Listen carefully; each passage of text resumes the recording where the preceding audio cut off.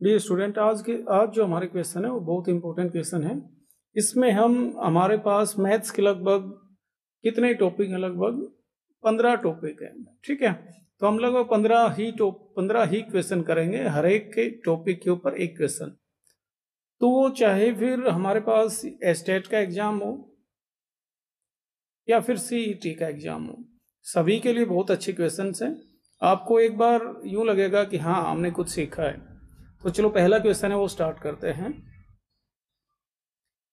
तो क्या है हमारे पास, यदि आम के मूल्य में 30% की वृद्धि हो जाए तो उसे कोई व्यक्ति अपनी खपत में कितने प्रतिशत की कमी करे जिससे उसका खर्च है वो पूर्ववत रहे। ये है हमारे पास क्वेश्चन। देखो, इसमें सीधा सा क्या पूछा है, जैसे पहले 100 रुपए थे आम का 1 किलो का भाव, अब 130 हो गया। तो अब इसका सीधा सा मतलब हमें खर्च 100 रुपए ही करने हैं, तो कम खरीदना पड़ेगा। और कितना कम खरीदना पड़ेगा ये पूछा है इसने क्वेश्चन। तो इसके लिए हमारे पास सीधी सी ट्रिक है। क्या है ट्रिक का नाम? ट्रिक कैसे करेंगे, यदि 30% की बोला है ना वृद्धि हो जाए तो 30 यहां लिखो, और नीचे 100 प्लस वृद्धि बोला है ना तो 30 करना है, प्लस करना है, और गुणा 100। ये 30 है हमारे पास, ये नीचे 130 और गुणा 100। काटेंगे तो कट जाएगा हमारे पास। कितना आ गया? ये 2 काट दिया मैंने, ये 100 है। जैसे कितना आ गया हमारे पास? 300, और 300 के नीचे 13। ठीक है, इसको सिंप्लीफाई करेंगे तो कितना आएगा हमारे पास? 13 दूनी 26। ठीक है, 4 0 13 तिया 39, 1/13। इतने प्रतिशत उसको कम कंज्यूम करना पड़ेगा, वो कम खाना पड़ेगा उसको, यूं मान लो। ठीक है, उसकी खपत इतने प्रतिशत हमें कम करनी पड़ेगी। अब देखो नेक्स्ट क्वेश्चन है हमारे पास इसमें।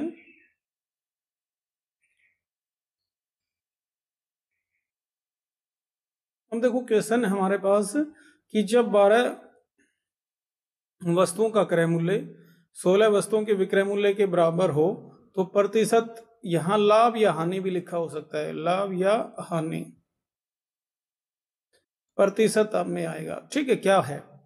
तो इसमें देखो, पहले यदि क्रय मूल्य दे रखा है ना 12 वस्तुओं का क्रय मूल्य, और बाद में विक्रय मूल्य दे रखा है, तो हमें क्या करना है इसमें? लाभ या हानि अपने आप आ जाएगी, 12 माइनस 16, और नीचे ये वाली आएंगी विक्रय मूल्य के साथ जो है ना वो, और गुणा 100। बस इतना सा करना है।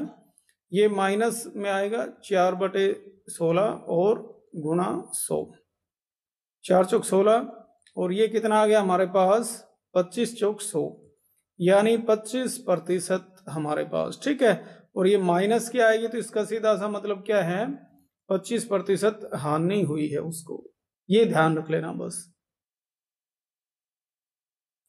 अब कई बार ये आ जाए कि 16 वस्तुओं का क्रय मूल्य और इधर 12 आ जाए, तो फिर क्या आ जाएगा हमारे पास?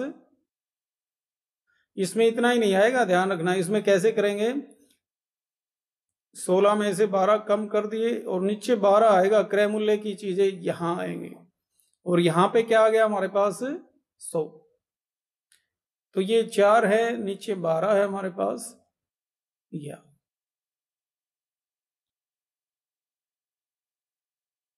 ठीक है, ये हमारे पास प्रतिशत में लाभ आ जाएगा। प्लस का आ रहा है ना हमारे पास, पॉजिटिव आ रहा है, धनात्मक आ रहा है, तो इसका मतलब क्या आएगा हमारे पास? लाभ आएगा। देखो नेक्स्ट क्वेश्चन क्या है हमारे पास इसमें। देखो इसने क्या बोला है कि कोई राशि है वो 10 वर्षों में 3 गुना हो जाती है। साधारण ब्याज की वार्षिक दर है वो निकालनी है। तो हमारे पास ब्याज का देखो फॉर्मूला क्या होता है। ब्याज क्या है हमारे पास? PRT/100, मूलधन गुणा दर गुणा समय, और नीचे 100। हम देखो 2-3 गुना हो जाती है ना, कोई राशि मान लो x है और वो 3 गुना हो गई, तो इसका मतलब क्या है? ब्याज कितना है हमारे पास? इसमें से ये कम कर देंगे तो 2x। ठीक है, तो यानी ब्याज का फॉर्मूला हमारे पास क्या है? 2x किसके बराबर है? x मूलधन हो गया, दर निकालना हमें, और समय कितना है? 10 साल। नीचे हमारे पास 100 है, देखो ये कैंसिल हो गया हमारे पास, इसको इधर लेके आएंगे तो कितना हो गया 200, और ये नीचे डिवाइड में आ गया, और हमारे पास ये इसको काटेंगे तो कितना आ गया इधर हमारे पास 20%। ठीक है, इसमें 3 गुना, यदि 5 गुना बोले तो कितना आ जाता है, यहाँ इसका मतलब 5 गुना हो गया। ठीक है, तो ब्याज कितना बनेगा, यहाँ पे 4x बनेगा, ये ध्यान रख लेना बस। ये कब की बात है, ये साधारण ब्याज है ना उसके लिए है, चक्रवर्ती ब्याज है इसमें वो थोड़ा चेंज हो जाएगा फिर सिस्टम। यदि यहाँ ये चीज क्या आती है, यहाँ पे चक्रवर्ती ब्याज आता, तो उसकी क्वेश्चन भी हम करेंगे आगे चल के, उसका अलग होता फिर वो। ठीक है, देखो नेक्स्ट क्वेश्चन क्या है हमारे पास इसमें,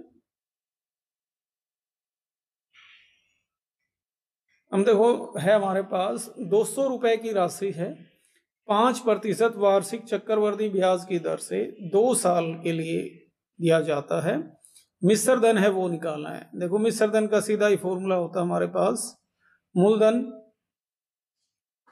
गुणा 1 + 5 अपॉन दर, यानी नीचे 100 और यहां तो 200 गुणा 105 और नीचे भी हमारे पास 100 है, और ये भी 105 और नीचे हमारे पास 100 है। 100 एकम 100, 5 जोड़ दिया तो 105 है वो 2 बार आएगा, और नीचे ये वाला 100 है वो 2 बार आना है। ठीक है, इसको सिंप्लीफाई कर लेना, वो हमारा आंसर होगा।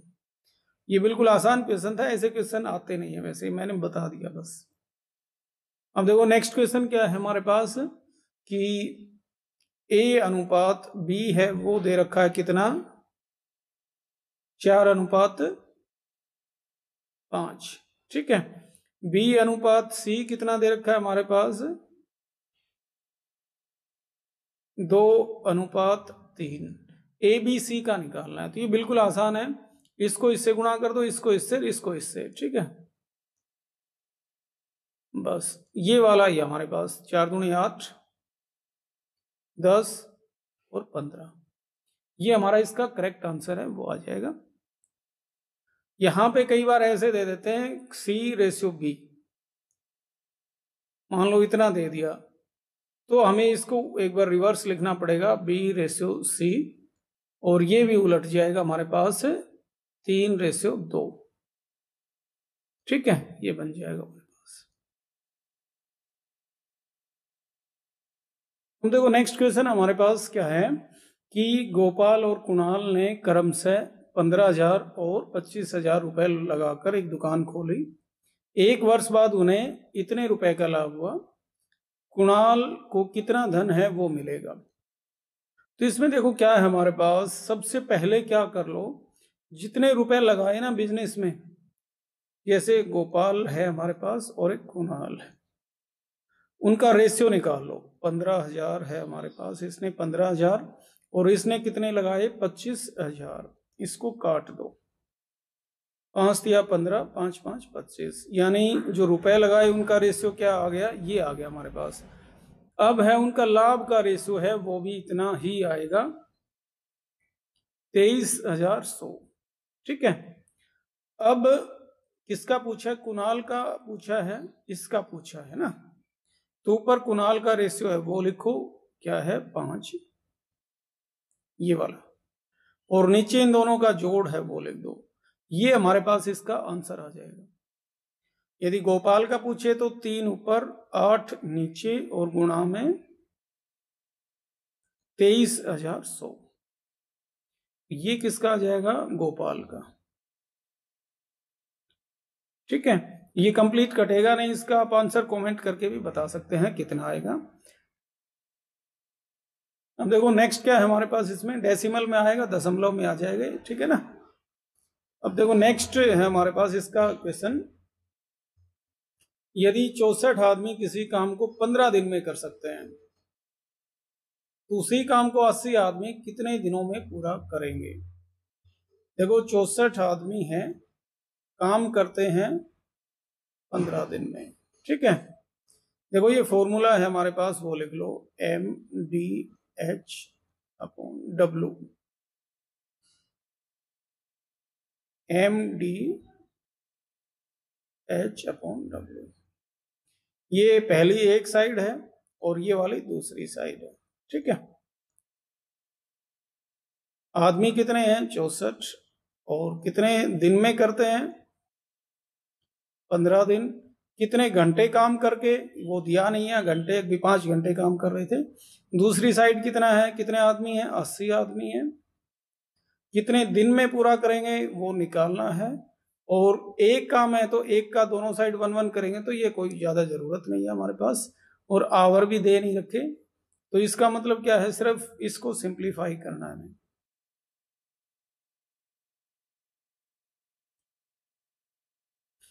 तो कितना आ जाएगा हमारे पास? 8 8 64, 8 दाई 80, 5 दूनी 10, 5 तिया 15, 8 तिया 24। यानी कितने दिन में कंप्लीट कर लेगा? 24 दिन, ठीक है। ये हमारा इसका आंसर है, वो आ जाएगा।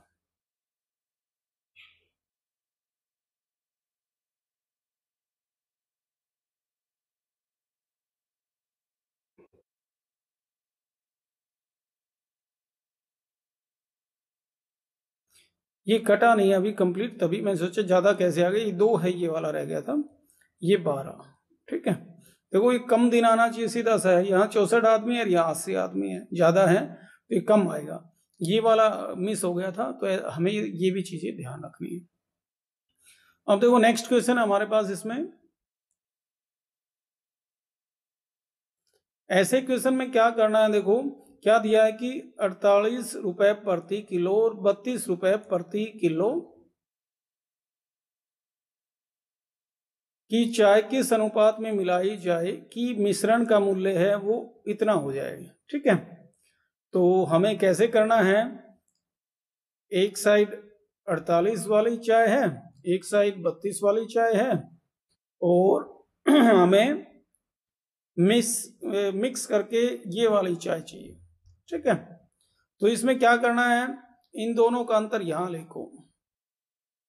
48 और 36 का अंतर कितना? 12 आ गया। इन दोनों का अंतर यहां लिखो, कितना है? 4। हमें ये नहीं देखना कि बड़ा छोटा कौन सा है, इसका कोई रोल नहीं है। ये अनुपात आ जाएगा हमारे पास। काटेंगे तो कितना आ गया? 1:3। यानी इसका आंसर क्या आएगा हमारे पास? 1:3, ठीक है। बिल्कुल इजी क्वेश्चन है। यदि हम ट्रिक से ना करें तो ये बहुत हार्ड क्वेश्चन हो जाएंगे, ठीक है। अब देखो नेक्स्ट क्या है हमारे पास, ए किसी काम को 10 दिन में, बी उसी काम को 15 दिन में कर सकते हैं। वे दोनों एक साथ उस काम को कितने दिन में समाप्त करेंगे? तो इसमें ये बिल्कुल आसान है। ये आ गया और ये आ गया, इन दोनों का गुणा कर दो ऊपर,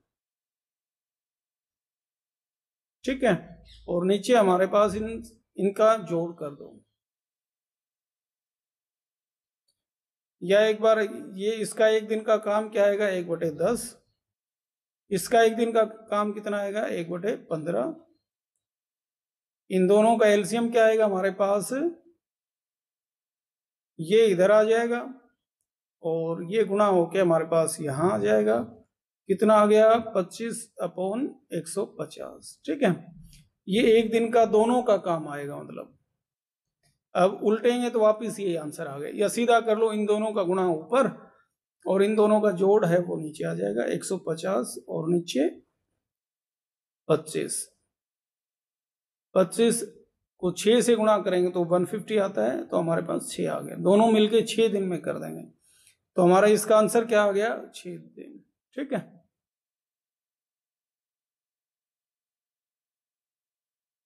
अब देखो ये है हमारे पास नेक्स्ट क्वेश्चन। तो क्वेश्चन क्या है हमारे पास इसमें कि 1 से 80 तक की सभी संख्याओं का औसत है वो निकालना है। यानी हमारे पास 1 है, 2 है, ऐसे चल के 80 तक, ठीक है। इनका औसत निकालना है। तो इनका देखो ट्रिक है, वैसे तो हम सभी को जोड़ के फिर 80 से भाग भी दे सकते हैं, औसत आ जाएगा। बाकी कैसे करें हम इसको,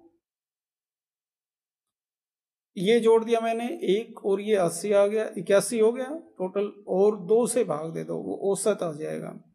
यानी n तक की जो प्राकृत संख्या है ना, जो 1 से स्टार्ट होती है,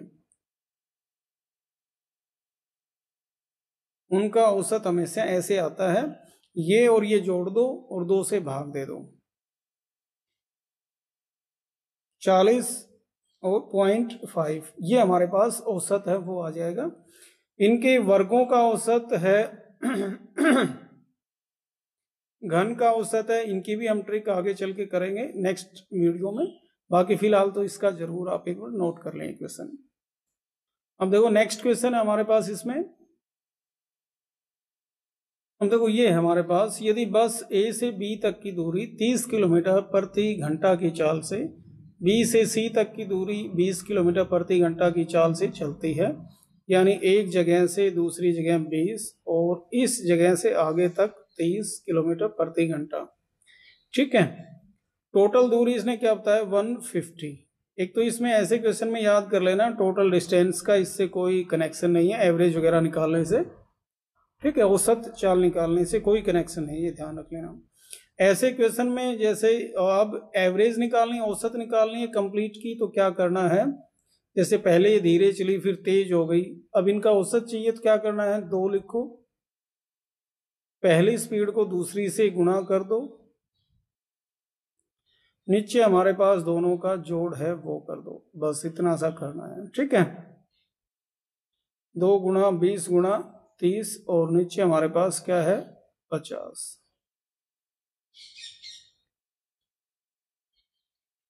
कितना आ जाएगा हमारे पास 4 × 12 24, ठीक है, ये आ जाएगा हमारे पास।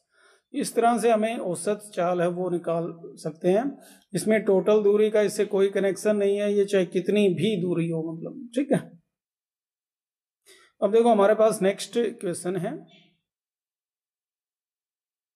धारा के अनुकूल एक नाव की गति कितनी है 12 किलोमीटर प्रति घंटा, यानी पानी के साथ साथ, अनुकूल मतलब पानी भी ऐसे ही नाव भी ऐसे ही, और धारा के प्रतिकूल मतलब क्या है हमारे पास, पानी इधर जा रहा है तो नाव इधर चल रही है, उसकी गति कितनी है 6 किलोमीटर प्रति घंटा। शांत जल में नाव की चाल क्या होगी। तो ऐसे क्वेश्चन में भी एक ट्रिक है हमारे पास, और वो ट्रिक क्या है हमारे पास कि जो धारा के साथ साथ चल रही है 12 की स्पीड से और उसके प्रतिकूल 6, तो दोनों को जोड़ दो, कितना आ गया 18, और इसको 2 से भाग दे दो, ये शांत जल में आ जाएगी हमारे पास नाव की चाल 9 किलोमीटर प्रति घंटा। ये हमारा इसका आंसर है वो आ जाएगा।